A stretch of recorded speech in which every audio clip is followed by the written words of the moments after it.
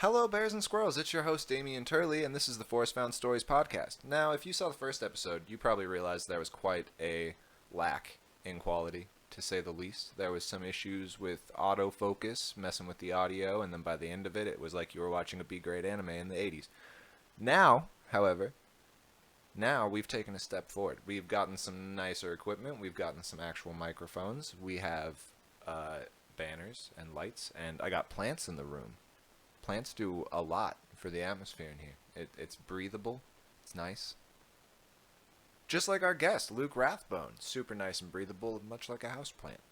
Very vibrant and colorful. He's a professional percussionist out of North Carolina, and we were lucky enough to have him stop through Montana. Even if it was only for a year, I got to be good friends with Luke, and his story's super, super fascinating. Get to hear a lot about what it's like to go to college for music and what it's like to kind of travel the states in a nomadic fashion. We also get a original piece of his performed at the end of the podcast on a vibraphone that was made in the 40s. And I don't know about you folks, but I have never seen an instrument that was made in the 40s, let alone a vibraphone. But I saw a vibraphone that was made in the 40s, and it blew my mind. I hope it blows yours too. Welcome to the podcast, and I hope you enjoy episode 2. The cheapest place I can find in Cincinnati right now is if I had to do everything included, it would be like $600 by myself. So I've like double. Okay. So that's not awful, at least. It's not awful, like, but it's like, dreadful. Oh no, it's like, yeah. Yeah, I have friends looking at buying a house right now, and it's just like a terrible thing to do in Billings at this moment. Like, definitely, yeah. Definitely don't plan on buying a house anytime soon right now. Yeah, but if I'm gonna do that, it's gonna be where I die. So yeah, so exactly. I'm gonna wait till that's what my thoughts are too. Yep. I don't want to be bolted to property until I have to be. Yeah. You know, like. Yeah. True. And I want to build a house. I don't want to buy somebody else's house that they built. Yeah, I feel you. It'd be fun to build your own house, I feel. Yeah, it's like buying a custom car, but from somebody, like you didn't do any of the work. You just bought it like that. It's right. Different feel. Yeah. So how long have you been up here then? I've been up here for like 6 months now. Something like that. I got here like very late September. Okay. Yeah. So you got here, probably like two to 4 months before the pandemic started being talked about? Oh, no. Or after? It was during. Yeah, okay. Definitely during. I was like, because I lived with my parents for like a couple months after I graduated from college. And where was that at again? It was Mars Hill University in Western North Carolina. Okay, so you came a long distance. Yeah, it was 30 hours. So what was it like when the pandemic kicked up over there then? Like East Coast? It was pretty similar because like people around here or people around there are mostly conservative too, very similar to. So like problems and like arguments that were happening there. It's all hoax. Right. Yeah. All of that kind of stuff was happening more often than not. Just I feel like it was probably similar here. It was, yeah. Yeah, it was crazy because I just like all of a sudden lost all my music gigs. So it was just like, I was like living with a bunch of people I went to college with. Right. And it was so cheap. I don't even remember, but it was like $200 or something for everything. Okay. Like, because I was living with so many people, I was living in like a corner of a house basically. But all of a sudden I couldn't pay for anything. So I was like, oh. So as soon as I was graduated and I was like, oh, I take on the world, I had to like move back in with my parents. Yep. I was like, no. I think everybody ends up moving back in with their parents. Like after the first, they're like, I'm ready. I got this. They take off, they get out there, they get their ass slapped by the world, and then they end up back at their parents' house for a little bit. True. And then they kind of reassess the situation and go back at it. Why Montana? It was my best friend, Kendall. She got a job out here for AmeriCorps. Yeah, AmeriCorps Vista. And basically, like, it's kind of a long story, but I was just like, I grew up in Western North Carolina and I went to college in Western North Carolina. So I just like haven't seen anything different. And I was just like so sick of seeing the same faces. And where I lived was beautiful, but I wanted to see more, you know? Naturally. Yeah. yeah, like, oh my God, Western North Carolina is so beautiful. The mountains there are so beautiful, but they're super different than these Montana mountains. Right. Because Montana mountains are like Midwest mountains are just like bigger and more rocky. Yeah. But the ones back home are like way smaller, but like lush green. And then when it's autumn, everything is like this golden color. Like it's awesome, but it's just a different type of beautiful. But basically, long story short, I was just like kind of sick of it. I was just kind of sick of living in my situation, and I wasn't doing anything musically. So I was like, I can find a normal job anywhere. Right. So I'll just move in with my best friend, and in this place I've never been before, where the only person I will know is my best friend. Right. And I'll just try. Why not? Worst case scenario is I have to go back. Right. Is a failure, but it wasn't. No. Yeah. So far it seems like it's been a success. Yeah. So far, it's like ups and downs, of course. Right. But I am overall much happier than I would have been if I had just like stayed in my situation, stuck. Right. And so you went to, where'd you say again? What college? Mars Hill University. Mars Hill University. How long did you attend there? 4.5 years. Yeah, and you were a music major? Yes. Yeah. Music performance. Yeah, music performance major. Yes. What was that kind of, what's the whole skew on that kind of like for schooling, I guess? For school? Oh, like what's like the workload like? Or yeah, like, I guess. Like what's like? what's the lifestyle that comes with being a music student? Well, I personally didn't have a lot of free time, which sometimes I think about how much how much cooler it would have been if I would have had more free time. Sometimes I feel like it shaped me into the person I am. There are times when I was super miserable, to be honest, but there are also times when I felt like just so like inspired, like Right. constantly. So like the really like me sleeping like 6 hours or 5 hours a night and surviving on coffee and it like some of that like felt like it was worth it. Some of Right. it I was just like, man, I could have done without that, but whatever, that's just life. But workload was pretty intense, especially for performance majors, because you just like simply played more things than say the music education majors had, because the time that I do playing music, or the extra time I would be playing music, they would be in like a class about education, like about like how school systems work or how to deal with certain students or whatever. So like the time like that time is just like slightly divvied up, if that makes sense. Oh yeah, definitely. I just play more. I played more than the other music majors. Right, because usually. instead of actually passing on the education, you're more based in like mastering Right. it. Yeah. Yeah. And it's kind of cool because, like, just the fact that I have a degree in music performance doesn't mean I don't teach. Right. It just means that I don't have a certification to teach in a public school, like being employed by the state. Okay. But okay. I can still like be a contracted worker for a school to work with their like drum line or something. Oh, okay. Which is honestly way more my style. I would much Yeah. like I learned, because originally I was a music education major, and then I realized that I would have to teach like trumpets, Okay. and I feel like I would be the world's worst band director because I would only be good at teaching the stuff that I'm good at playing. Right. Which other people are not like that, and some people are like destined to be those band directors, and they are so good at teaching everything, and that's just not me. And Yeah. I figured it out, and so I didn't want to do a disservice to How like how people. far did you make it before you realized like oh shit? I basically changed at the last possible second I could, Okay. which was the end of my sophomore year, so halfway. About halfway through. That's when you have to like declare. And I basically was like in this one class. Some people don't mind it, but like it was the world's worst class to me. Like I was just like dreading it, and it made me not want to do anything. Like I had so much work to do that like I didn't want to do anything, and I was like, this isn't what college is about. Like I'm supposed to like do stuff. Yeah. And so I just realized I like should get out of there. And my teacher was like, you can just change to performance and add this, and I was like, sure. And Wow. so I just did it. And it was a great idea. Yeah. It was definitely, I definitely don't regret making that decision, like, at all. That is awesome. Which is nice. Yeah. Yeah. Wow. Yeah. And then so the whole moving process, then you went from North Carolina all the way over here. Did you bus it? You drive all the way over? Yeah, we both drove. She showed up like 2 months earlier, I think. Okay. Her contract started like way earlier than me deciding to Right. go.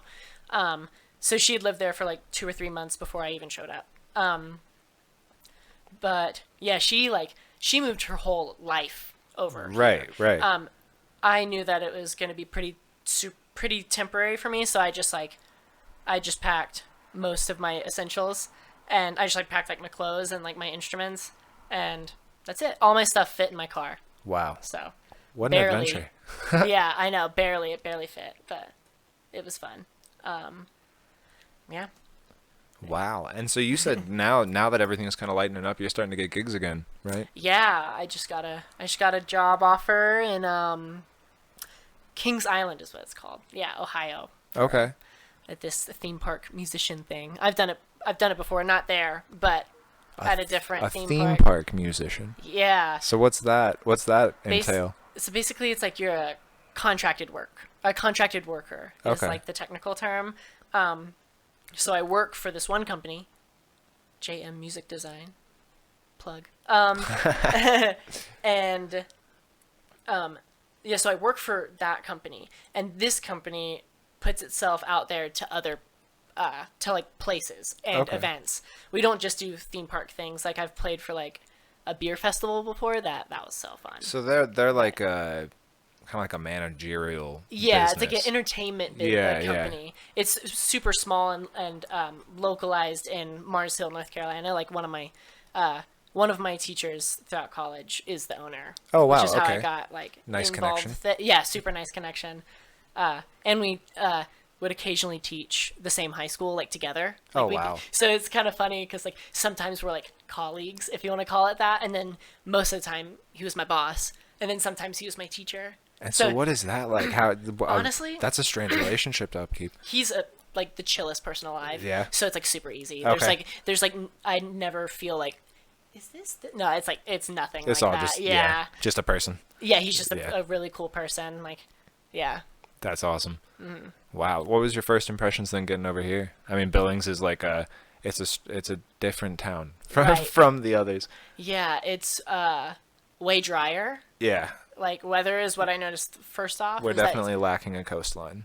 right. Yeah. I like the drier environment, honestly. Oh, okay. Because I feel like the sweat actually like cools you down. Like Right. if I go skate and I get sweaty, like the wind will blow and it actually cools me down. As opposed to the humidity where Yeah, like it's that- just hot and wet regardless. It'll stick to you. Yeah. It'll like stick on you and just like linger forever. Yeah. And make your clothes all like heavy, especially if it's like a hot summer day and there's no shade and you've just been skating for like 4 hours, you know. But yeah, I noticed that. It was really crazy because like it was just so flat for so long, just driving straight for like hours, and then all of a sudden it's just like bam, giant ass mountain, like it just snuck up on me, and I was just like, whoa, because like I said earlier, like North Carolina mountains or Western North Carolina mountains, like the Appalachian Mountains, Right. they're large, but they like pale in size. They're like too. hills Yeah. compared to yeah.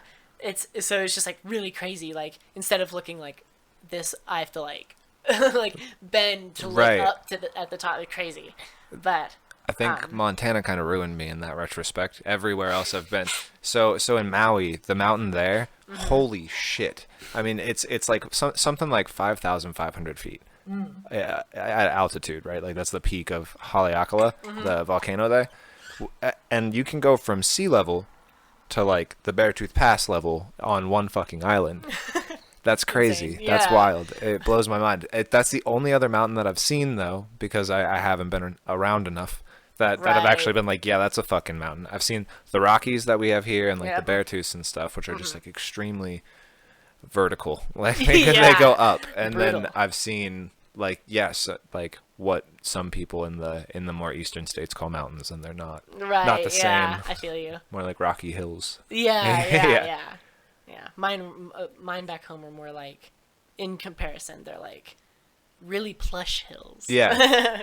They look like they look so soft. Like Right. it's funny, and it's I lived like in the Blue Ridge Mountains, like around the Blue Ridge Mountains, and so like sometimes like the sun would hit them in such a way that the sky is just the sky and the mountains are just like blue and red. Oh wow. Oh my god, it's like magical. Like there'll be times when I'll like look on my like Snapchat memories and it's stuff like a cool sunset in North Carolina and I'll like tear up a little bit like, wow, it's so beautiful.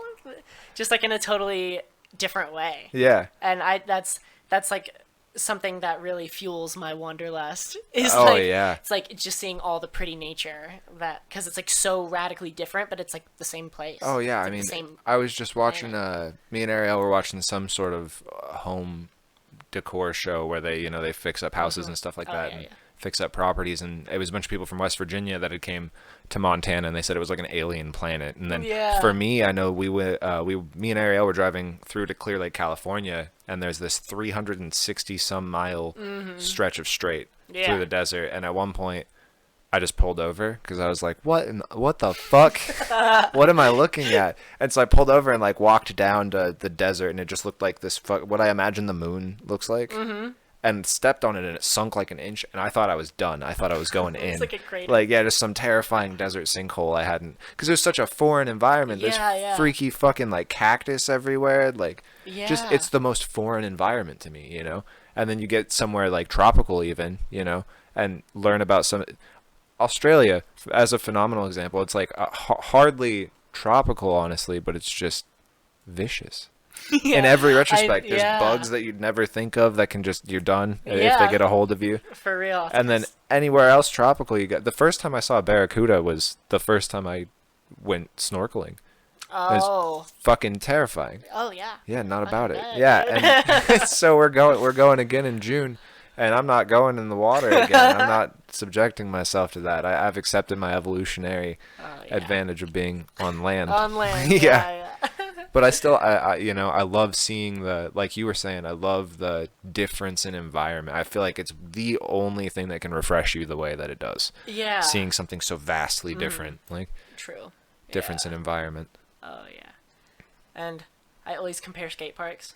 Because like I always try to, when I go to a new place, I always try to find Right. if they have two parks, I try to find the nicest one that everyone goes to, and then I always try to find the dingiest little like crap hole. Yeah. Because sometimes those are gems. Oh, yeah. Because there's a skate park that's like 5 minutes from my childhood home that some people would think is like a crap hole. It's Okay. like, it's so small. The ground is kind of rough, which makes no sense for a skate park.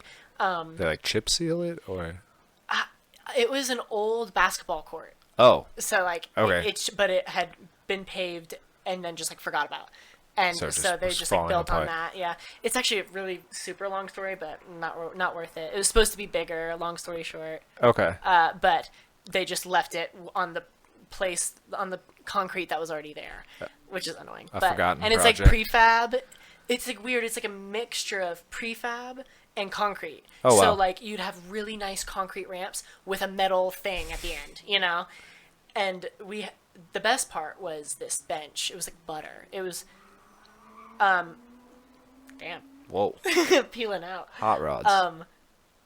In the middle was like plastic that was always smooth, and then on the outside was metal that was either super nice or rusted. Oh. Like no in between.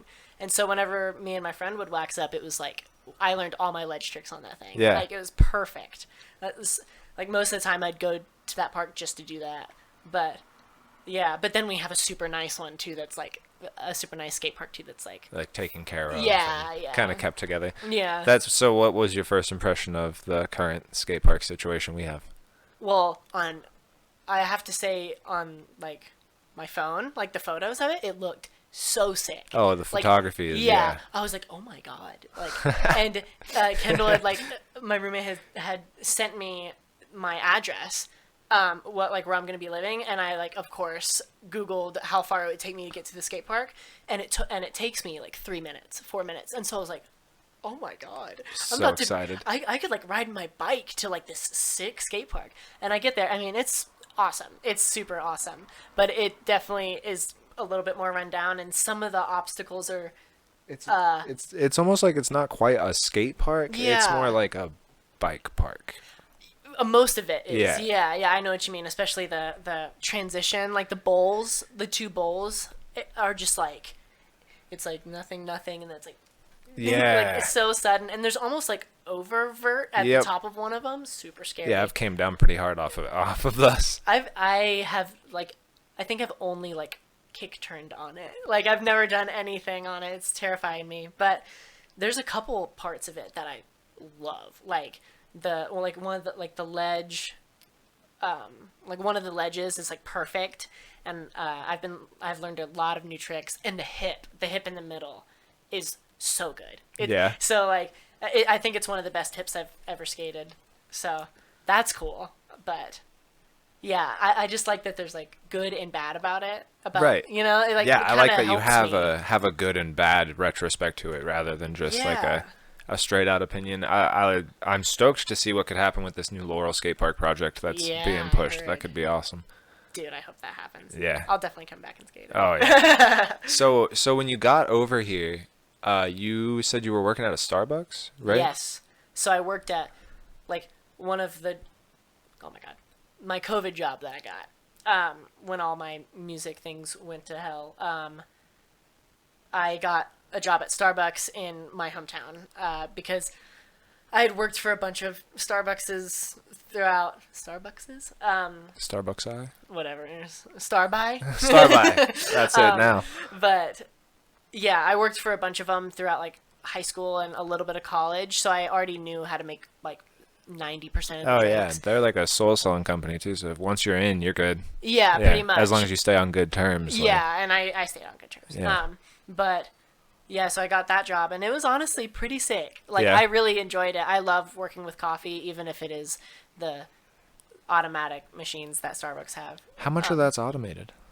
Most of it. Oh. It heats up the milk for you and pulls the shots for you. Oh, okay. So you don't really have to do anything with that, but you really all it is just assembly. Okay. Yeah, it takes kind of the art away from it. I've worked for other coffee shops though where it's manual machines, and that is so much more fun, but it's not as fast. A little bit And more Starbucks is all artisanal. about, fast. Right. But yeah, and the transfer process is so easy. I literally called the one on Grand and said, "Hey, I'm moving here. I'm moving there in a month or two. Are you guys hiring?" And they're like, "Oh my God, we're actually looking for one person." And I was like, "Cool, I'm Perfect. moving in this time." And they're like, "Cool, I'll schedule you for 2 weeks after that." Oh wow. And it was a 5-minute call. Wow. So it was really easy to get me over here and feel good about not showing up and then being broke. Right. But not to be that person, but that was the worst job I've ever had. Yeah. It's just the worst. I guess I've always imagined Starbucks is just a lot of drama, Yeah, and really my main qualms with that particular one is that I couldn't do. There's nothing I could do fast enough. Oh. I was never fast enough. Oh God, are you talking the one on 8th and Grand? The one that's right across the street from Mazevo. Oh wow, yeah. That's so that the one, most busy one. It's Oh the yeah. busiest one. It's always slammed. Yeah, and they are revered in Billings as the fastest one, and I Oh. didn't know that going in. Oh. And so if the customer didn't show up, get their drink, and pay and get their drink and leave in 30-ish seconds, I would get somewhat chewed out. Be like, "Oh, come on, you could be a little faster." In 30 seconds. 30. Wow. Yeah. I remember one time we were pumping out drinks at 29 or 30 seconds, and it was unreal. I felt like a robot, and I was just sloshing things together. There was no artistry. I was just and that's what everyone was doing. Yeah, And everyone just accepted that, and I hate that. If I tried to make a fucking frappuccino, it would take me 35 goddamn minutes just to get that Yeah. together. It's crazy. I definitely learned how to make drinks really fast. Yeah. And so that was like kind of fun. But everything else was bad. You know, that was what I loved about working in the kitchen industry. Mm-hmm. Was there's just this sort of thriving pleasure that comes with the chaos of it. Yeah, where you're like, oh, yeah. we're so fucked right now. Like that feeling at work is kind of comfortable sometimes. Yeah, you can't do anything but laugh. You can be stressed out and get angry, but at it's every not going to single do any customer. good, you know. Exactly. Like if you just keep a happy face through the whole thing, it truly makes the whole night comical. Like that's Yeah. one thing I learned from kitchens was if you can keep everybody in a good mood, it doesn't matter how busy you get. Right, and And- even at like discontent, it's like we'll be like 20 minutes from close, and I just finished vacuuming, and like 5 people come in with dirty ass boots, and I just look, and I'm like, all right, guess I'm vacuuming again, like, you know, like, and sometimes I'll get like a little angry, and I'll think back and be like, you know, don't get angry, it's fine, like you'll live, like. It just adds like maybe 5 more minutes. Like you're fine. It's a hard job to get angry at. It really is. That's true. Like, Yeah, I got so lucky. dude, oh god, I feel the same way. Getting a job at Discontent was probably the best thing that's happened to me. Like as far as my work field goes, it is Yeah. the best place I've been. Best coworkers, best boss, like actual leader instead of just like a boss. You know, like Yeah. it's such a tight knit crew, and it's also so fucking positive that even like the worst days, which I promise you haven't worked 420 yet. Oh yeah. Which, by the way, Discontent 420 sales are awesome. Stop by. But oh, dude, it's something else. Yeah. Like that. So to be fair, the only 420 I've worked thus far was during the pandemic. So there was like Yeah. a limit to the flow. Oh right. But we had a line like well down that strip mall. It was something to be reckoned with, man. Fucking crazy the sales we do, and we've already picked up so much in business 'Cause since the I've stimulus started. is- You know, yeah, Yeah. because I feel like it before. You know, you had to worry about like kind of tax season, 420, and then the holidays. That was like Yeah. the busy times for the store. Now it's fucking stimulus, tax season, stimulus, 420, fucking stimulus. Odds are, you know, probably I guarantee we'll get a 4th one. Yeah. You know? I hope. Oh, I know. At this point, I'm taking them. I'm happy about it. Whatever. Yeah. Like Biden bucks helped fund the studio, so Yeah. True. works. What was that? A thum. A thum. I locked your door, so you're good. Oh yeah, cool. I lost my train of thought. We were. Oh, talking about the 420 sale. Yeah, 420 sale. and all How that. crazy it gets. So what was it like? What was the marijuana laws and all that like over in North Carolina? Oh, Pretty super fucking hella illegal. yeah, super hella illegal. Yeah. Well, now that I think about it, I'm pretty sure it's like in some cases, which is Oh, so it's like in that some cases it's rare, like- decriminalized. Okay. So Like if yeah. you're dying of a terminal illness, like type thing, or Right. okay. And in some situations you can like take a class and then it gets shoved away. Oh, But in some cases, like if you were like trying to sell, or if it seemed like you were trying to sell, or if you just had like a fuck ton on you, it Yeah. would be worse. But yeah, so it's like somewhat chill. It's stressful as hell, I like still, but yeah, it's mostly decriminalized. oh God. Yeah. It's only a matter of time, I guess. You know. Yeah, there's been a lot of times when certain people in various office positions have been like, yes, North Carolina wants to legalize it, and everybody's like, okay, and then something happens, you And they're know, like, nope. or a different person gets elected into office and they're like the exact opposite, and so they just like shove that away Oof. and it goes away until that person leaves and then another. You know, I think that's Yeah. what we were going through for a long time Yeah. too. It I was feel just the like same North kind of Carolina- teeter-totter. Yeah, North Carolina's definitely on its way. Sorry, I interrupted. Oh no, you're good. I felt like I cut you off. It's this weird like snowballing effect flux that's going on too, because you know it started with like I guess so Hawaii was the first place for medical, Yeah. and then Colorado was like Colorado and California were like that sounds like a good fucking move. Colorado was like I got a better idea, Yeah. and then it just started fucking taking off. You know, now it's like I don't think it's not quite like a 50-50 split, is it? I mean, how many states are legal now? Oh, like, yeah. so it's not far from half. It's not far from half. Yeah, Yeah. it's definitely getting more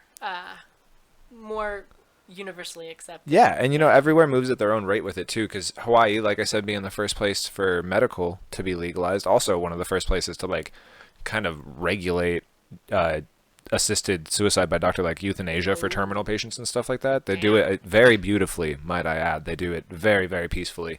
Fantastic program, but they were the first place to legalize medical marijuana. They're still just a medical state. Like, and everywhere else, South Dakota, phenomenal example, flipped straight over from completely fucking illegal to it's recreational. Yeah, that's so crazy. Wild. I know, it really just all depends on like those very few people that are in office. Yep. It's such a small tipping point. Yeah. It goes either direction every time. I know that we had our last kind of batch, our last vote that got flopped over was because of our DUI rates here, which I'm not going to say none of, but I guarantee a very small amount of have to do with people driving while they're high. I'm not saying people don't drive while they're high. I'm sure plenty do. Yeah. There was a post on Billings Reckless Drivers of this chick just ripping a pipe out of a light. Most of the comments just consisted of him, the guy who posted it, being called a snitch. Like, yeah, so, well, you snitching, bro. Yeah, especially because I would rather be out on the roads with like 10 other drivers that are all high than 2 other drivers that are drunk. Right. Like, yeah. I definitely trust somebody to not go the speed limit when they're high, as opposed to somebody like speeding or swerving while they're drunk and trying to like rip across corners. Yeah, I feel you. Definitely, I agree. So, what was the population like over in North Carolina, where you were living? Well, I lived in a very small town outside of the big city. I can't remember off the top of my head, but it's a little less than Billings. Okay. But Billings is more spread out than Asheville is.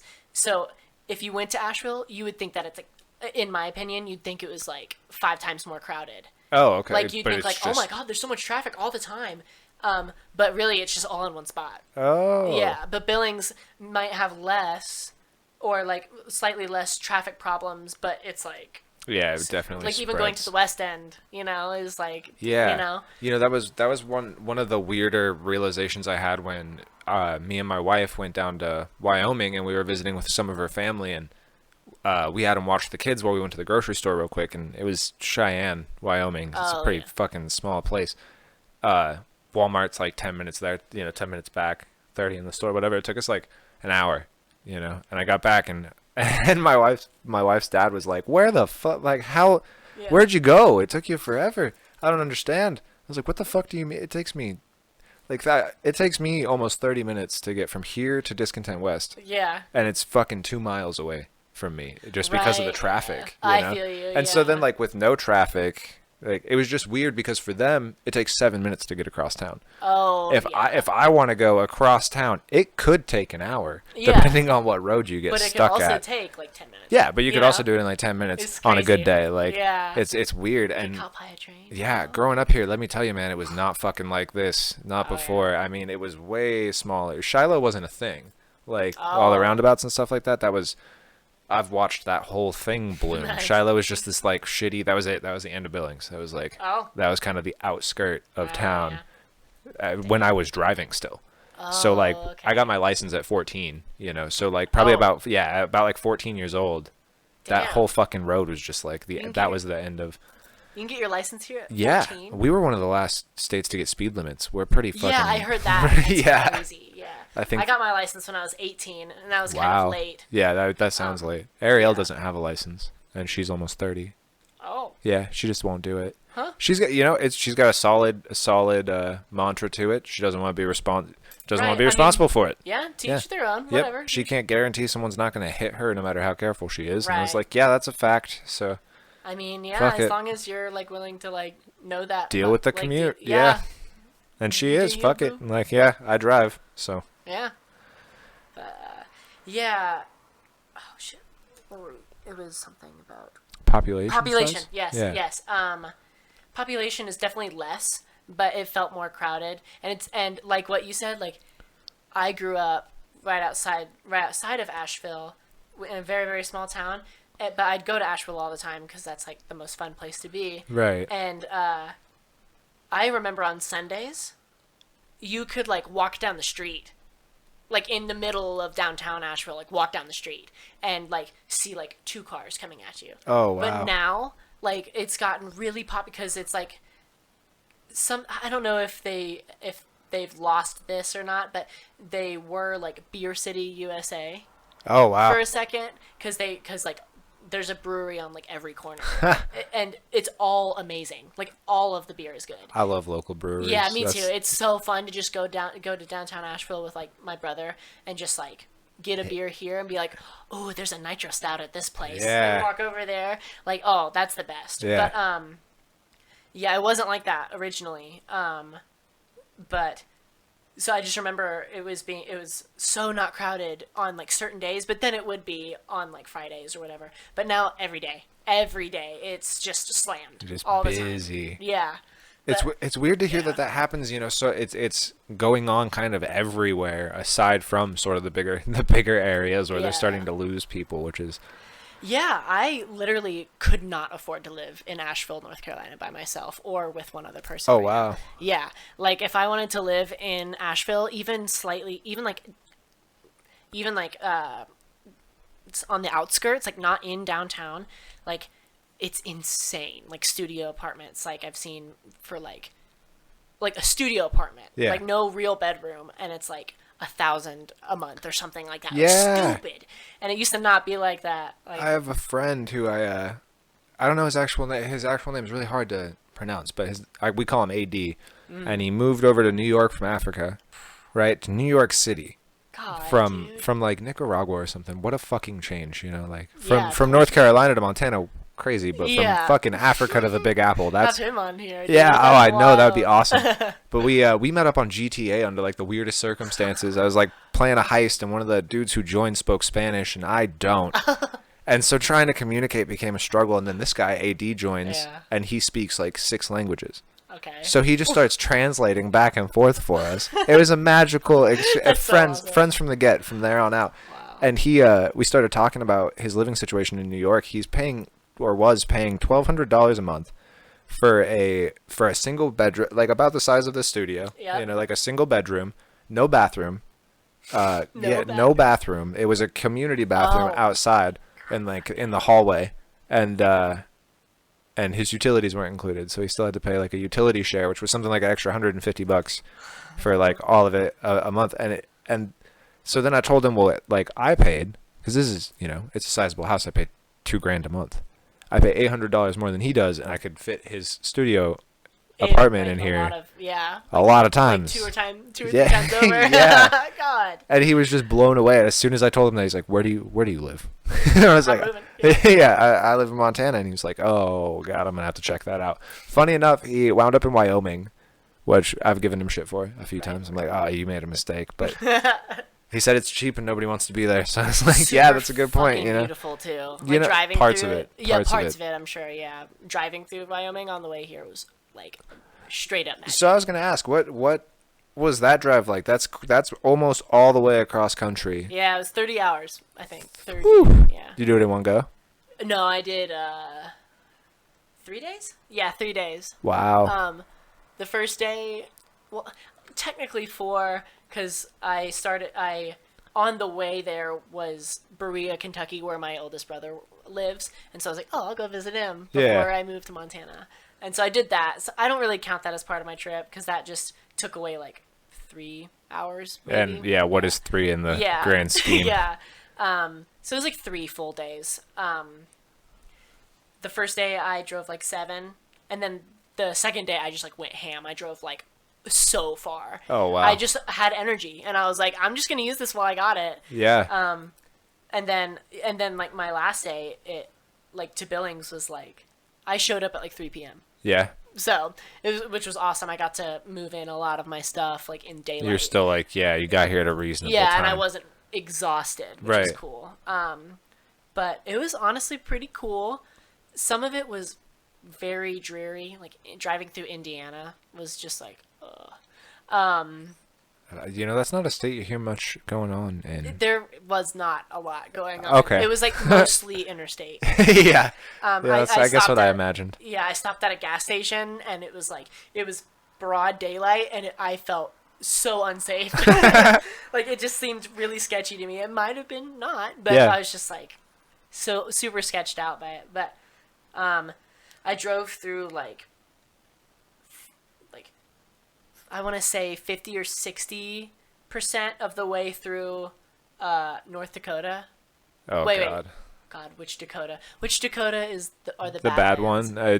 It's North Dakota. Yeah. I drove through like a very large Oof. amount of North Dakota, which was just straight. It's fucked up because South Dakota took like all the best parts, and then Yeah. North Dakota is definitely like the True. Yep. But I did stop at the Badlands National Park, and that was life-changing. Yeah. So crazy. really, really pretty. Yeah. Very awful for my asthmatic self. Oh, I bet. I was like outside for like 10 minutes, and I was just like, fucking being put and out. I was like, oh my God. I was like, never living out in a desert, I guess. Yeah, see, so going back to you saying you're more for this climate, it's so crazy to me because like every bit of the humid that you described that sucks is my favorite parts about how humid it gets. Like Hawaii specifically, that's like the most humid place I've ever been, and on a hot day to the point where like salt just forms on your skin. Right. Like it's so alien. It's so alien. It's Yeah. crazy. And I guess because you grew up in humid all the Yeah, time. pretty So did humid, so did yeah. like Ariel grew up like around humidity all the time. I grew up here. I fucking love humidity. Like Right, we don't get yeah. it very often. We get like right now. This is our humid season. That's what's going on. Oh. Yeah.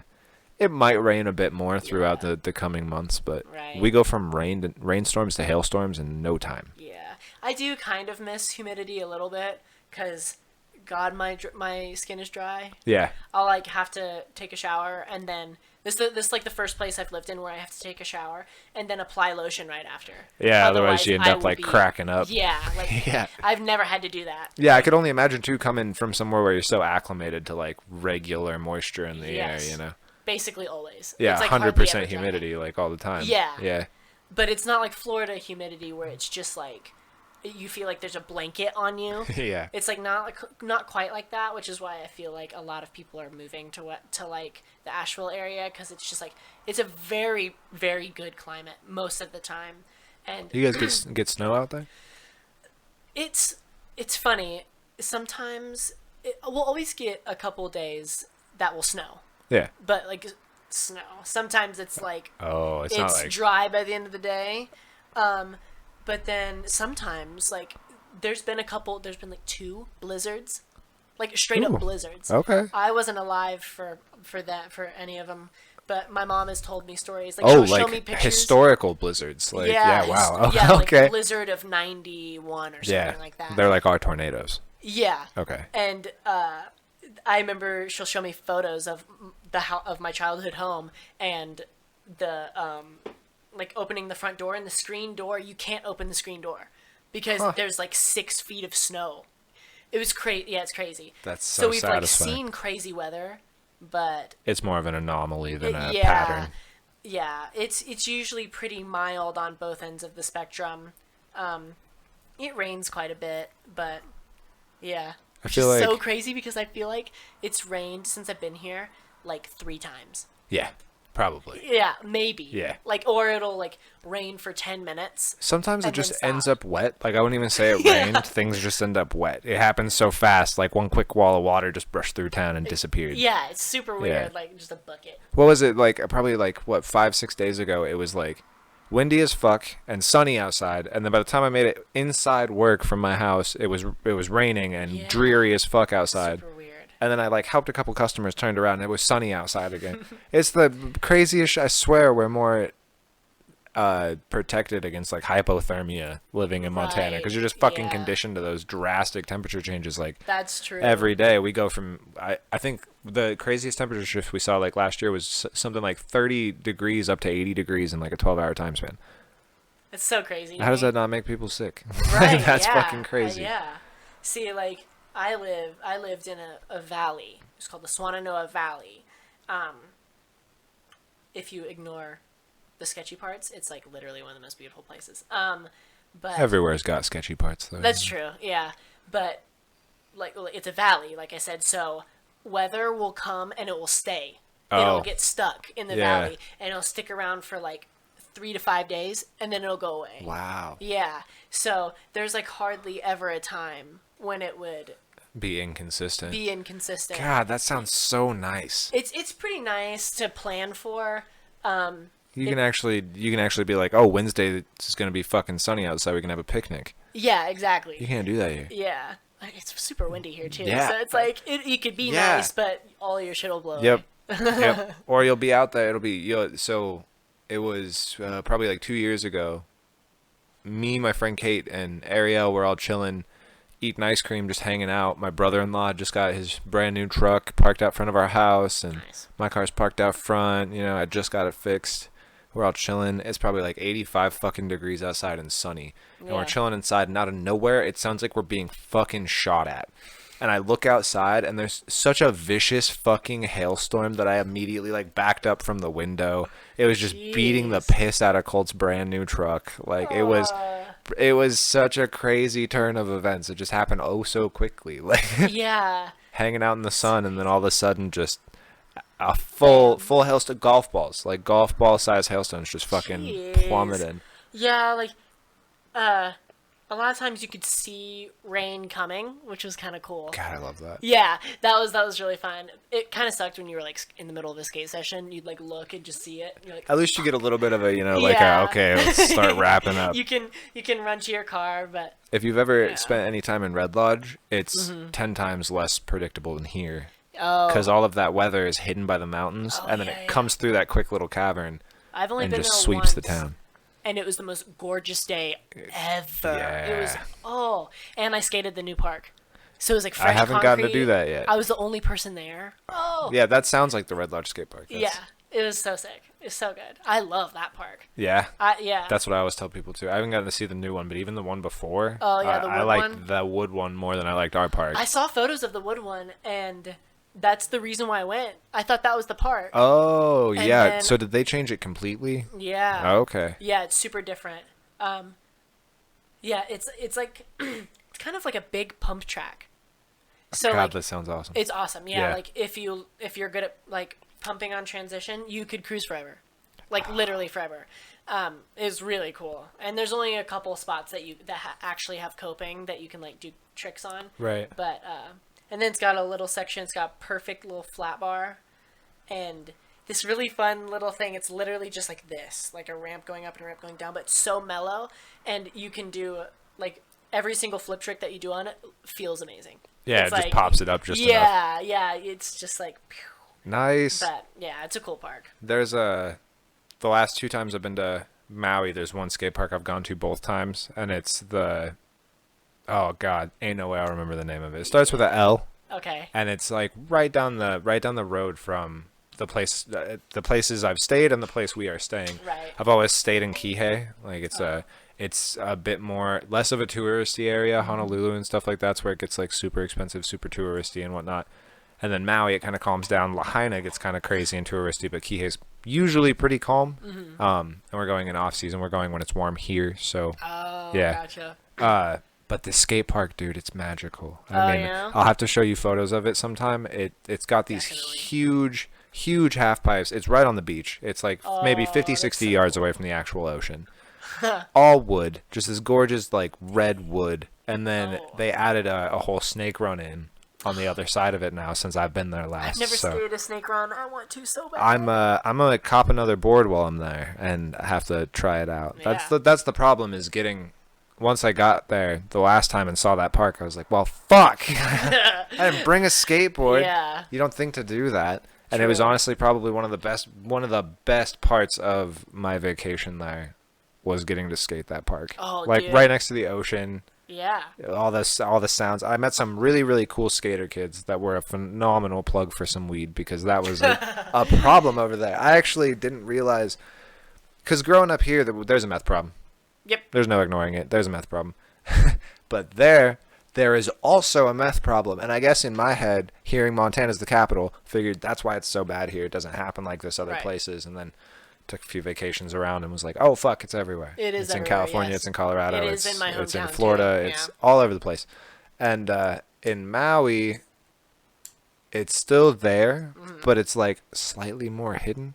Oh, okay. And I found some random dude on the beach and was just like, dude, it has been 2 days.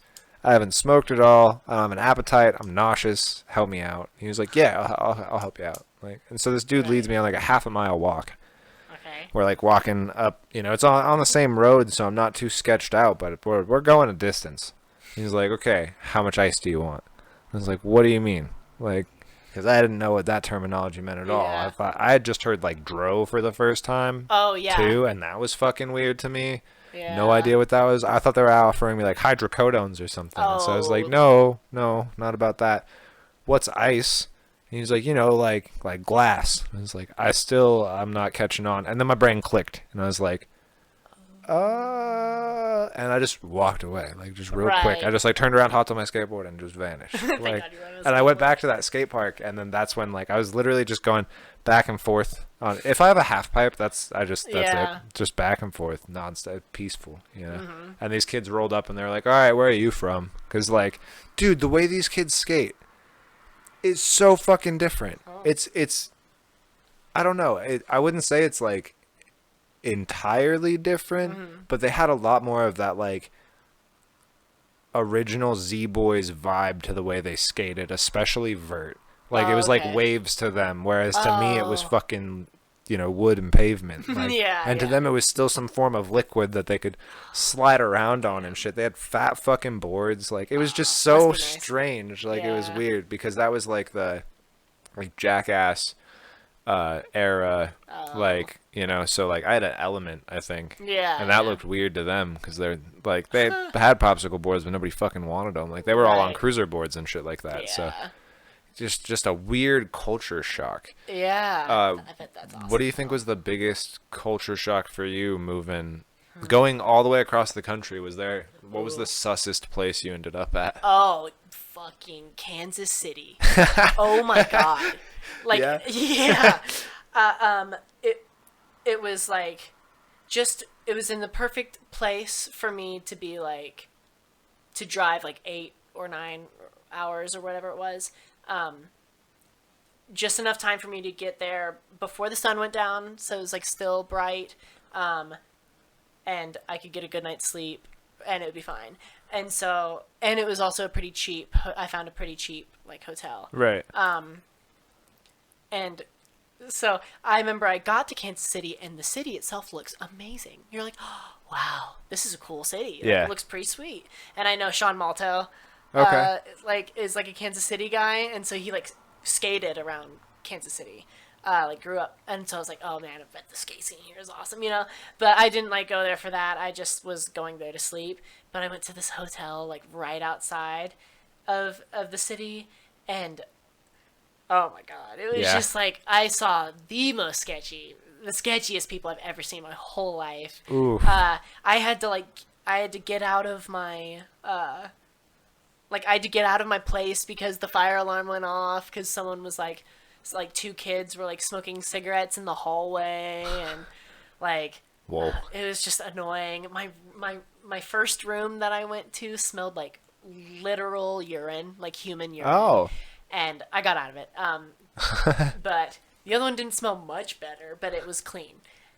Better than piss. God, it was awful. I was just like, yikes. This shit sucks. Yeah. Like, that was definitely the sketchiest place, but definitely like I feel like the biggest culture shock I had here is okay. Nowadays, I feel like the common person you run into just is usually not very nice by nature, you know? I could agree with that. Just in general, like no matter where you go. Like you just pick a random person. Yeah, random anywhere. person, random like state. Yeah. Like most people don't really want anything to do with you nowadays. Right. But I grew up in a place where there was a thing like some of it was very Southern hospitality. So some people were just like super nice, like you show up to some person's house that you've never met before for whatever reason, like maybe like, and they feed you like they're gonna eat you later. Yeah, they feed you like you've lived there your whole life. Yep. And that you've been family your whole life, and like the people sometimes there are people that were just like so nice. Yeah. And I grew up in a place where if I made eye contact with someone, I wave at them and they wave back. Yeah. And that is the complete opposite here, at least from what I've noticed. And It happens like, on the outskirts, but it's yeah, not. it does happen on the outskirts. I found myself like just like driving, seeing someone, and then just being like, I'm like, oh yes, like oh wow, Yeah, hello. it's out there, but they're the introverts, the ones that Yeah. like when they go on a drive, it's like fucking 10 miles out of town. But when you run past them, Yeah. they wave like every time. you Yeah, know? that's true. I feel like there are definitely. Oh my god, there's so many gems of like Oh, God, of yeah. people and places in Billings, which makes it so fun. But that's the thing, you got to find them. Yeah, That's, yeah. 'cause some days are better than others. Oh, you yeah. know? I mean, I've had customers come in on a bad day, and I like hadn't seen them before. They just came in on a rough one, and by the time they left, I was like, God, fucking bitch. Like, Yeah. God, like what the fuck is Definitely. her problem? Yeah. And then like they come back 2 days later, and I'm like, oh wow, that was probably one of the nicest customers we've had today. Like it Yeah. literally just depends on how they started their day. Like. Oh yeah. And that goes with any individual, I guess. But then on top of that, there's also people who it doesn't matter what side of the bed they wake up on. They're just angry. True. They're just- That is true. Yeah. I feel like a large part of it too has to do with the fact that we no longer just live as ourselves. There's this huge like refraction of how we live life now because you have your Instagram self, you have your Facebook self, you have your, Right. I have like my podcast self, I have my me. I don't that's a bad example. I'm kind of just this. This is base value. Yeah. But Yeah, I feel a lot of other people, there's these montages to hold up, and then when it comes to living as your actual self, people don't know how to do it anymore. Because they don't know. Yeah, and so then in their heads too, they're thinking I have 650 fucking friends on Facebook. Why the fuck do I need to talk to this guy? Exactly. I already know yeah. 650 people. I don't need to know any more than that. I feel like before, when you had all of your friends' numbers written down, all 13 people that you've managed to Yeah. like establish a landline with, it changes when that number goes up so drastically, and it's no longer like you both have to be at the same place at the same time. It's no matter where you are, you are still existing and living actively on multiple platforms. Yeah. And where people are you exist, a form of you exists on Facebook, just like a form of you exists on Instagram or Twitter or in real life or at work. And then once we got so overstimulated with that, I think everybody became almost less human, I guess. Yeah, that tribal need for companionship kind of started to wither away because we're so connected now as opposed to before that it's almost like overwhelming. Yeah, and I definitely feel that. Yeah. There's definitely a lot of times when I just like will be looking on Instagram or something, and I just have to go like, Oh, yeah. oh my god. I know you gotta like jump out of it. Yeah. Because you're doom scrolling to this abyssal kind of like you're Yeah. never gonna. It's like it's worse than a drug addiction sometimes because you're just chasing this fucking satisfaction that's it never stops scrolling. There's no bottom of it. Yeah. I remember when there was. I do too. Yeah. And I loved it. Yeah. Because sometimes it would be like, okay, just got home from high school, like I want to see what Instagram clips Mike Mocapaldi made today. Yeah. And I'll just like go through Instagram for like 30 minutes and then reach the end and be like, And then it's fucking over. yeah, and then I'm like, all right, I'll go skate or something. Yeah. But now I can just keep going. Forever. And be like, oh shit, it's been 45 minutes. And this personalized advertisement thing, as much as I love it, I fucking hate it. Yeah, I like, love-hate relationship. It's for real sure. convenient for me to just be like, God, I wonder where I could get a hold of a kalimba. And then my fucking phone tells me, hey, look at this. I made the mistake of Googling property around here. Oh, and yeah. God damn it. Like, I actually got a text message Yeah. from some fucking company like that. Fucking immediately. I don't even know how they got my phone number. Like, but as soon as I started talking about wanting to get property or wanting to get a house, blam, they fucking caught me. Oh Like, yeah, I remember like a couple of weeks ago, I was just like, when I was determining like what was gonna happen with my Cincinnati thing,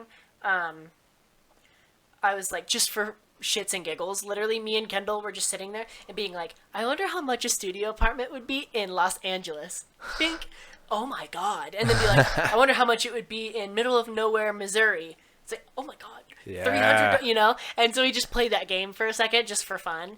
Oh god, I have so many ads that are like trying to move to Albuquerque, New Mexico. It's like, yeah. After we scheduled our vacation, I started. It's like they're like, "Oh, you like to go on trips? Let me show you some packages we got." I'm like, "No. One trip occasionally. I'm not trying to do 6 of these a fucking year." Yeah. They literally followed it up with Fiji. They're like, "You like places like Maui? You should try Fiji." And it's like, I'm not doing that. Jesus Yeah, Christ. jeez. And now I get fucking cruise line calls all the time. Which, like, I know I'm going to an island, but strong misconception. I'm not fucking interested in the water activities, really. Yeah. Like, as a Pisces, I love the ocean. I think it's a beautiful place, but I have solemnly accepted I'm not designed for it. I'm not supposed to be inside of that, or I'd have gills. Right, exactly. Yeah, I am pretty terrified of open water. It's just it's the stuff you can't see through that gets me. Yeah, it's kind of like, it's space, but Yeah. water. Yeah, exactly. You know, that's the problem I have with space, too, is that endless... no oxygen. Yeah. Endless. Yep.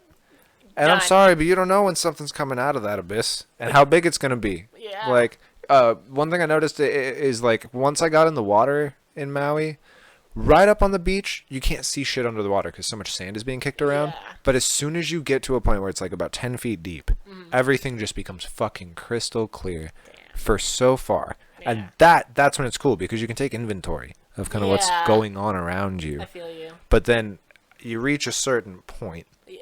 and you can't fucking see anything anymore. Like, you can look off in the distance and know that it goes on forever, Yeah. and you just don't know what's out there. But you know for a fact there's something out there. Yeah. So, like, that primal fear kicks in. Having a fight, you're breathing through a tube 2 feet underwater. And, yeah, I mean, if you go too far down, it's really hard to learn how to dive with a snorkel. So when you see pictures of people underwater with a snorkel, fucking props. Yeah. They have learned how to be a dolphin. They've learned how to utilize a blowhole Yeah. efficiently. It's crazy. Because Because they could take a big old breath and then dive under, and when they go back up, they just blow out the extra water, and then they can breathe again. Yeah. But if you've never gotten the ocean in your mouth, Oh, yeah. God, gross. It is gross. I don't understand yeah. where the... I love ugh. skimboarding, Yeah, okay, see, And- yeah. mainly because it's not in the water. It's like really up just on like the- on yep. the beach. But yeah, definitely Just, got yeah. And yeah, I've like gone out. God, I remember when I was like 12. I think it was 12. I went to the beach with one of my friends, and I remember me and him went out so far that we reached a sandbar. And, like, so we were able to stand up, but we were, like, so far. And I remember thinking, like, damn, this is real cool. But I think about that now, and I was like, Oh. I would never do that now. Yeah. Like, and that was, like, that was 12 years ago. God. Like, we were just off of the coast. We were just at Big Beach, just hanging out. You know, we had eaten some food, and then we were playing in the water.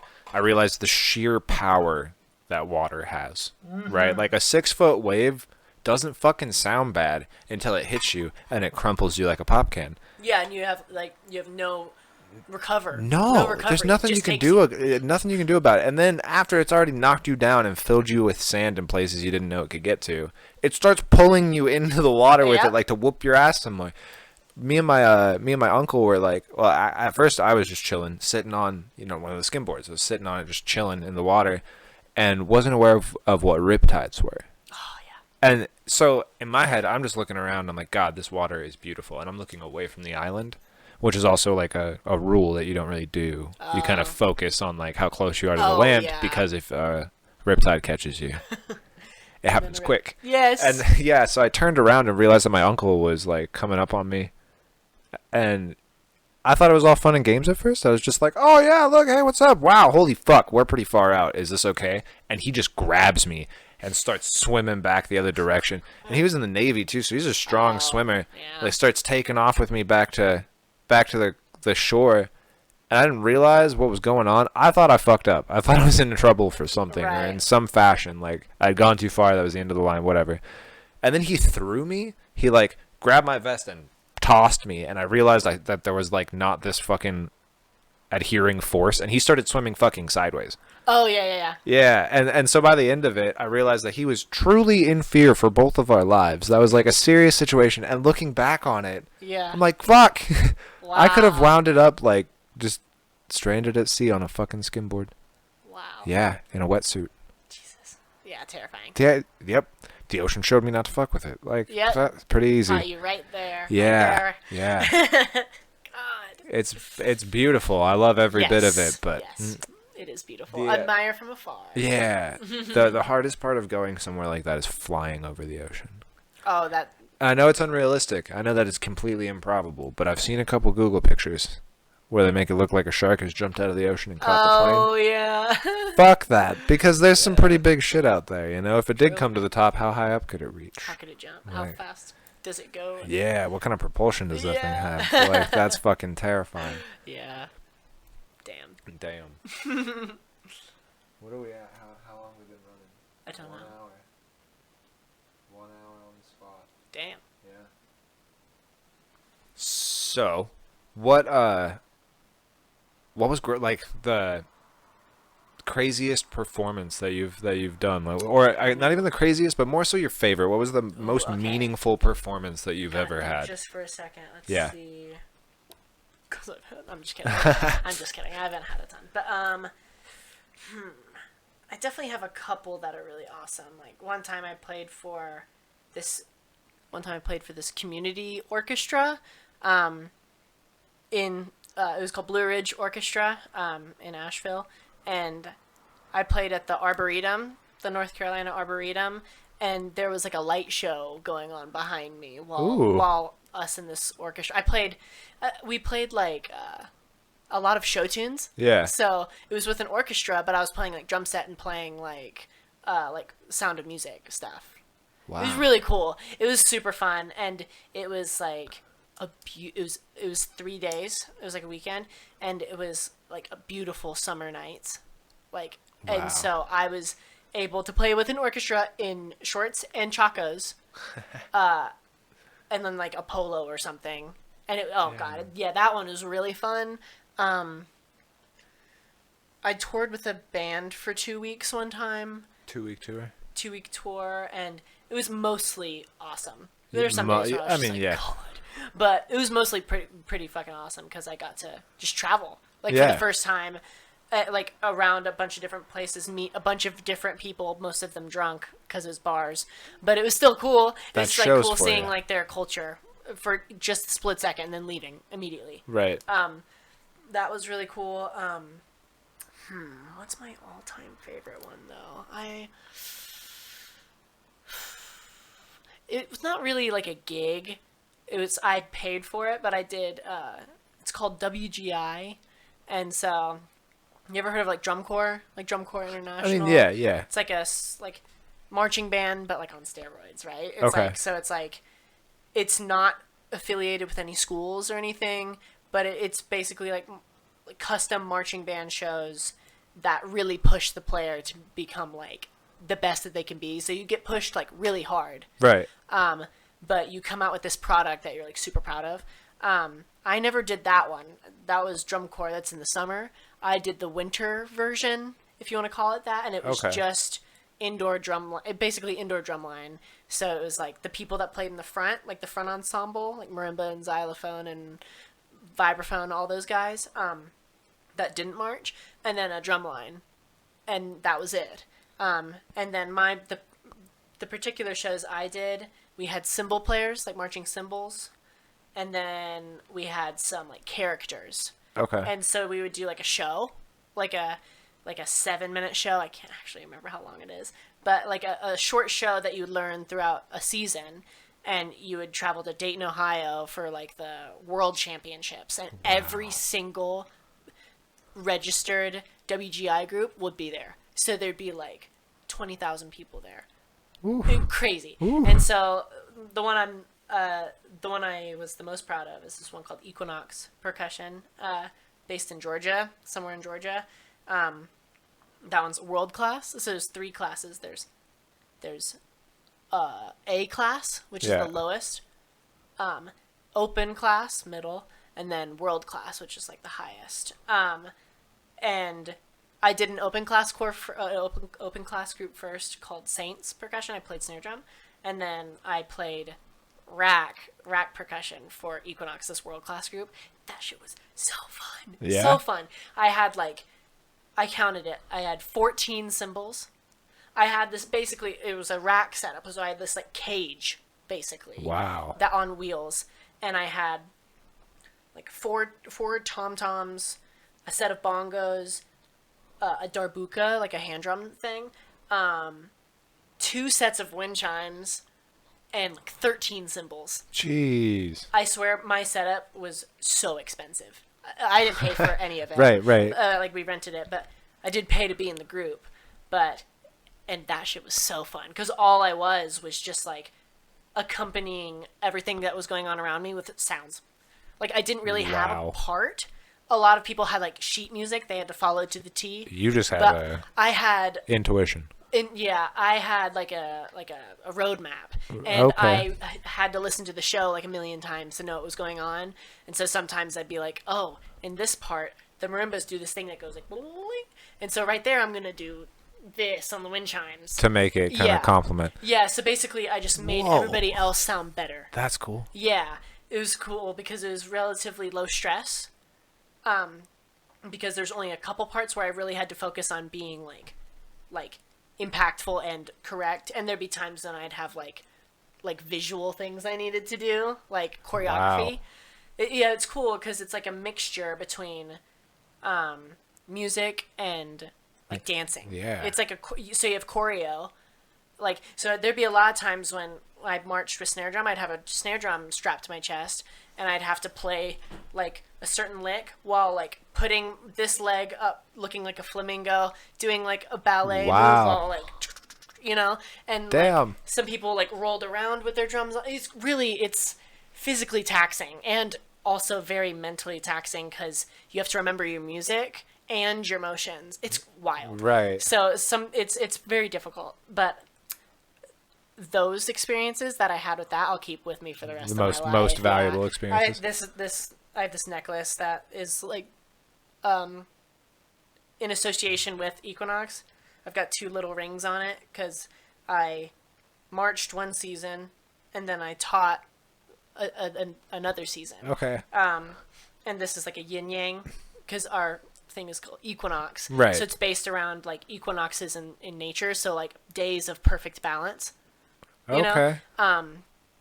Because, you know, like the summer equinox is a day of balance, and the winter equinox is also a day of balance because everything is like starting and everything is, you know, like solidified.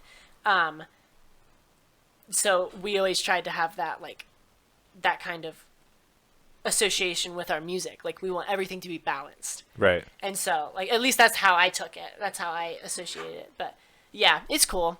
I could talk about WGI forever. Like, Nice. literally forever. That's awesome. Yeah. So how many instruments altogether then do you play? Or have you learned to play, I guess? Like, what all have you... Right. Well, I went to school for percussion, so basically most things that you hit with a mallet or a stick. So I play drum, like drum set. I got my vibraphone right here. Yeah, so I play a little bit of piano just because it's like set up the same. The notes are set up the same way as like a marimba or a vibraphone. I play a very small amount of guitar because my dad plays guitar, and so I just like learn. I can play a couple like 4-chord songs, Okay. but nothing. I couldn't teach it. I couldn't tell you how it works. I can just play. I know it sounds good, and my knowledge is super limited on it. But and then I have a lot of hand drums. I mean, that's included with percussion. I have a kalimba. I love kalimbas. Me too. They're fun. I fucking bought a ukulele bass, and A because I ukulele want to learn how bass. to play bass so bad because it is so cool. Yeah, I it love really the is, bass. though. And I can play a couple bass lines, but I don't know what I'm doing. Yeah, see, that's how I am on bass, too. I played bass for a while. I liked doing slap-style bass because it's just much more interpretive, and it just sounds fun, and it's just, like, funky as fuck. Yes. And then I started trying to learn songs and was like, fuck this. I learned like some Gorillaz. I learned a bunch of the Plastic Beach album and the Dare album and was like, and I'm over it. Yeah. I did the same thing with guitar. I learned like some 4-chord songs and was like, this is not it either. Yeah, I get really unmotivated very quickly Yeah. with those instruments, just because they rack my brain a little too much Same. sometimes. With this, like, I know that I am taking my mallet and I am hitting a C note. Right. I'm hitting a C, and then here I will hit an F. It's not like, some sort of sorcery with yeah, your fingers and all these or different it's like directions. out of tune, so like I could be thinking I'm playing an F, but But you're not. really playing like an E because Yeah. it's just detuned. Yeah, that stuff fascinates me, and I wish I was just good at it immediately. God, because it looks so much It's fun. so cool, The and I like love the sound. old school like Spanish guitar Oh, finger yeah, picking. flamenco- That's just flamenco like or- yeah. yeah. God, just it gets me. It's Yeah. just fucking enchanting. Yeah, my dad plays guitar, and and one of my brothers plays guitar, and they're so good. They're like self-taught. Like, it's funny because I went to school for it, so I'm like, I think of learning music super logically, like super like almost too logically. It's kind of annoying, but my dad and my brother, they just like listen to the song a bunch of times, and now they've gotten to the point where they just know their instrument so well that they can be like, okay, and then be like, okay, and then they can like figure out super quick, just like on their own. Wow. And I wish I could do that. God, I can do for that real. sometimes, like what I did with that Odessa or song or whatever Oh, song was yeah, playing in the yeah. background, but I can't. That's like, See, that's my thing. I can play along with stuff really well. Yeah. I can like jump into something. I learn But- music so slowly. Yeah, see, me too. Yeah. I love it so much though. Like, Yeah, oh, and yeah, that's me why I loved like music production. That's a lot of fun. But even that still gets to a point where like, I think I did. Yeah. Oh fuck yeah, it does. And I'm not a perfectionist by any means, but I have this issue of never being done with things that I start. Right. You know, I where get like you. that's why I have somebody who helps me edit the videos because fuck, would I do would the be doing it forever. And so it has to Yeah. come to this impulsive like, fuck it, I'm done, don't touch it again. Like I'm grounded, I'm cut off. And then Yeah. I love all of the music that I've actually made, but like I have had no desire to make more. Right. See, I have a really big desire to make music, but I've never had the technology to do so. Right. So I just recently got a laptop, and a recording software. I just don't have anything else. Yeah, like FL So I'm like Studio. building it. I'm and- building yeah. it. Yeah, I need to get more things, but What are you running for a software? FL Studio. Yeah, of course, yeah. Yeah.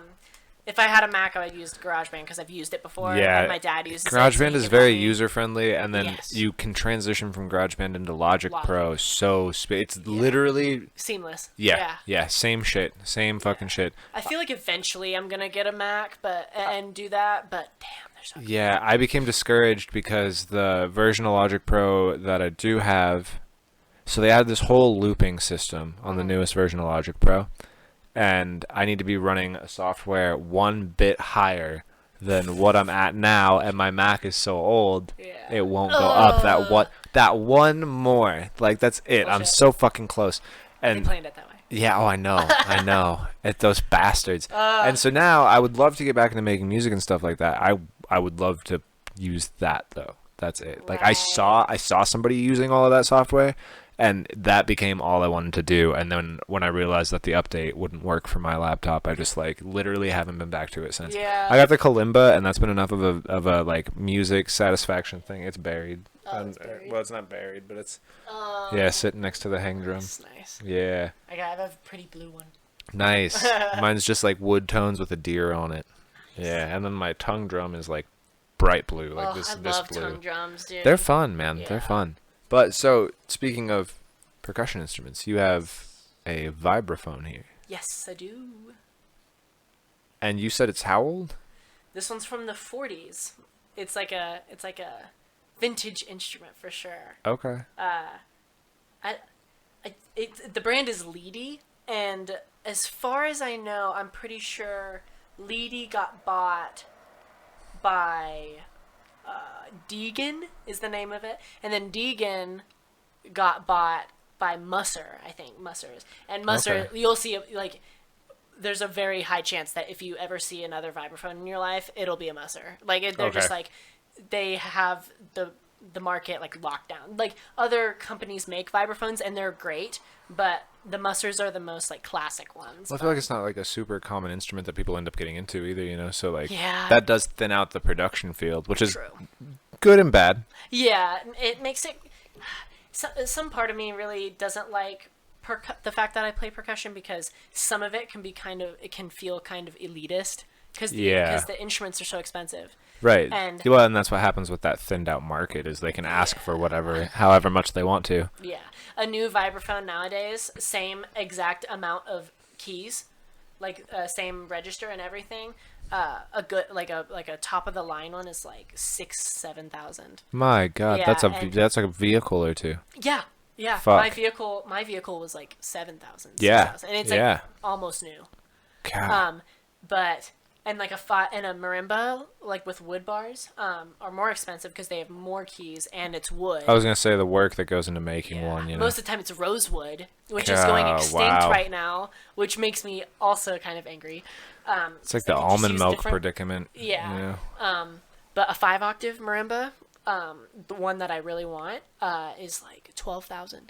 Literally like a new car. Just take a loan out. Yeah, or like a semester of college. Fuck, yeah, for at real. a really good, like a private college, you know? Ooh. Like, yeah. So I got really lucky. This one was like 1,500 or something like that. 1,550. I got super lucky. But, yeah. Wow. Yeah, I love this thing. I want to hear you play it. Okay. Yeah, let's get set up. Do you want me to like talk about it for a second before I play, or Sure. talk about what I'm playing too? For people that don't know, maybe. Yeah. So throw out a couple fun facts about this. Okay. This vibraphone.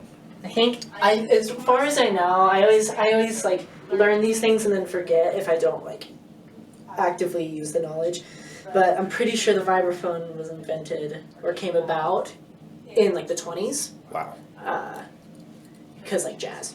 So it's like primarily a jazz instrument. It was called a bunch of different names throughout the years, like vibraharp or stuff like that. They used to be way smaller, but they just keep getting bigger. Right. They make bigger ones now that go like a couple notes lower and a couple notes higher. But this is like the standard size. The keys are aluminum, at least these ones are. Most new instruments nowadays are graduated, so they start wider and get skinnier as the pitch goes higher to help for resonance sake. But this one's so old that technology just like didn't exist yet, really. Or if it did, sometimes people buy these instruments because they're cheaper, because it's less material. So yeah, it kind of shows its age with this, but yeah, it's a cool instrument. It's got like the dampener bar and everything. It's got a little motor if you wanted to make it with vibrato. Wow. Yeah, that's pretty cool. But I'm not going to be using that in the song I'm playing, but it is cool. But yeah, it's like it's set up like a piano, same keys, right? And it's got a dampener bar, so I can like use my foot to like kill the sound, or not kill it if I don't want to. Yeah. And you have an original you're gonna play? Yeah. Yeah. It doesn't really have like a name. It kind of the thing I like about creating art is that it can like change meanings. Oh yeah. Constantly. So like when I first came up with like the initial motive of this first part, I was like super into this girl, and so it's like about this girl, right? But like nowadays, like it sounds kind of nerdy, but I really like cultivated most of this song while I lived with my college friends, and this house had these wind chimes that were so beautiful, and they played these notes. Right. I learned them. I like went over and figured out what notes they were, and I think they were just so beautiful. I could just like sit out there and just like chill and just hear those wind chimes above me, and like yeah. So a lot of it is in the key that has those notes. Okay. Which I think is interesting. That to is me. super interesting. And there's a couple like at the beginning and the end of it, you might hear something that might remind you of like hearing wind chimes. Right. So, yeah. I'm just excited. like because like you know like when wind chimes go, sometimes like it's not just like boom boom boom. You know, sometimes like it'll hit one like over and over again. Yeah. And I am the type of person where I think about that kind of stuff. So like I don't know, but yeah, this song has it's kind of morph. It's not really anything that's like it means so much to me. It's just kind of like a couple ideas that came together. A good expression. Yeah, and there's not really a melody. Like most of it is like improvised, but I like to keep the structure similar every single time. So it's kind of like a different song every time, kind of. Okay. But yeah. Yeah. Okay. I think I'll shut up now. Let's get it. Okay. I got it.